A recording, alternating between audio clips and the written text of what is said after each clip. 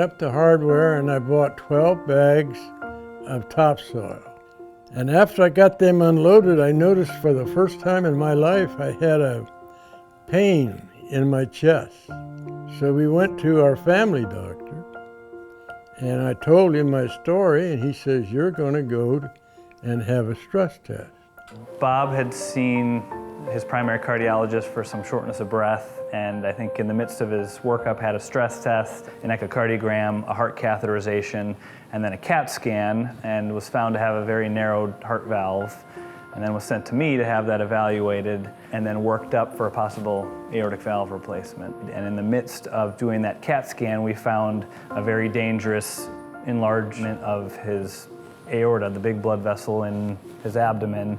And so that's when we called Dr. Moad in to consult with us on how we're going to deal with these two separate but each life-threatening problems. And they stumbled upon a 9-centimeter aortic aneurysm. That's about 4 to 5 times the normal size of an aorta.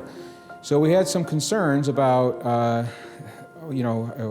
what needed to be fixed first. As a surgeon, we're always very concerned about any procedure or anesthesia in light of aortic stenosis. That's usually something we want to have taken care of and fixed first before putting somebody through a major procedure. So he took me in and he went through the wrist and he put that stent in. And it was as different as day and night from that day on. When they got done, I had to go in the hospital room for 1 day and got an awful nice nurse. And she said to me, "Now before you go home, you're going to have to walk around this room twice." And she was in a space there with a thing in her ears, and she hollered out to me. She says, "Your heart hasn't changed one thing. You're just doing great."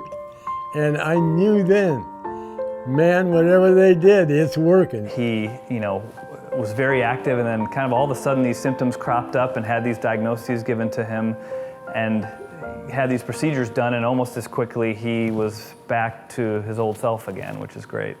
Well, that's, I think, the advantage of a lot of these minimally invasive techniques, whether it be the aortic aneurysms or the valves, but the goal is not just to fix the problem, but to get the whole patient back to enjoying life. These minimally invasive techniques allow people to bounce back much faster. I can still make a clock. I can still be in the garden. I can still mow the grass because of Summa. There's no other way I can add to it.